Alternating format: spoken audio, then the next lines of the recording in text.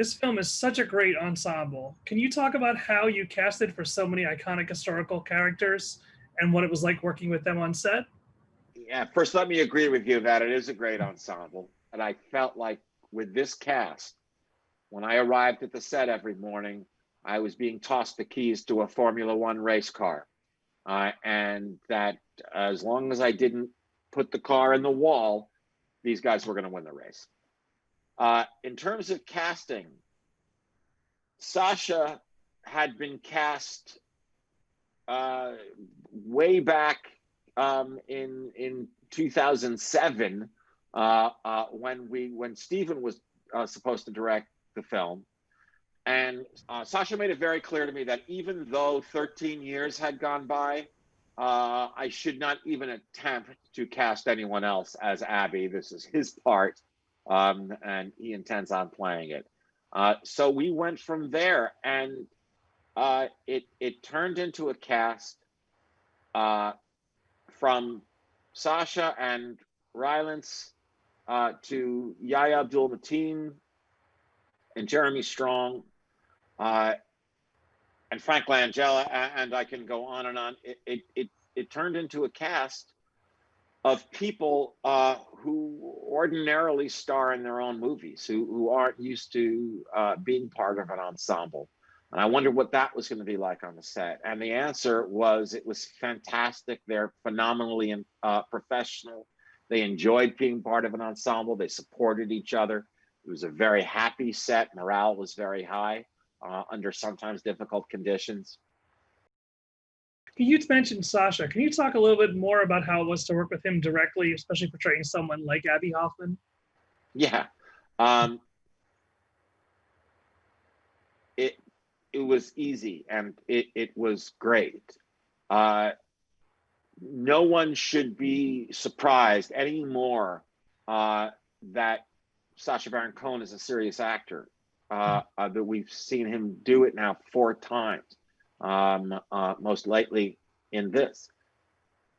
What he is an actor who has this ability to be a clown when he wants to be Borat, or any of his other own inventions.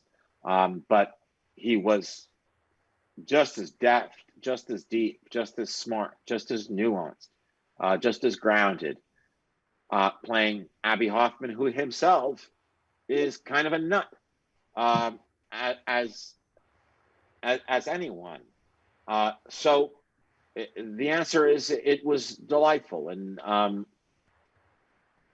early on, I reminded them all, everyone in the cast, that even though you're playing real people, I need you to play the characters in the script.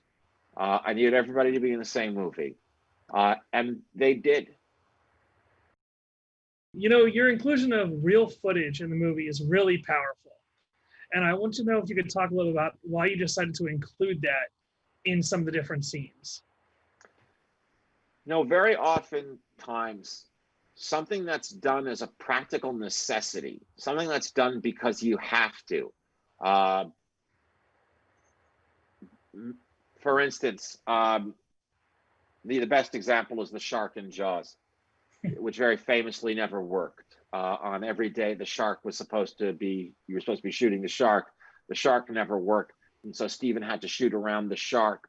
And as a result, the shark doesn't appear in the movie. You don't see the shark until the end of the second act, which turned out to be exactly the moment you would do it. Once it makes you start thinking creatively, and you end up coming up with what you'd do if circumstances had been perfect. And the same thing happened here. One of the things that kept delaying this movie was the riots. That there were 2 big battle scenes in this movie, and those scenes were budget busters. You have to have a budget for a film like this that's in proportion to what the studio's expectation is of the audience appetite. And those riots kept busting the budget. So it fell to me to find a way to do it. Once Stephen said, guess what, you're directing Chicago 7, I had to figure out the riots. And because we shot those scenes in Grant Park, where they actually took place, we could, if we were creative enough, we were smart enough, we were talented enough. When I say we, I'm talking about our editor, Alan Baumgarten, and his whole team. We could combine our footage with stock footage, file footage, news footage, which we wouldn't try to pretend was our footage. We would desaturate it so that it's black and white, and create these big riot scenes. And now I look back on it, and sure enough, I say, that's the way I'd do it if I had an unlimited budget. So it began as a practical necessity, but it got everybody doing their best work, and it ended up being the way you'd do it.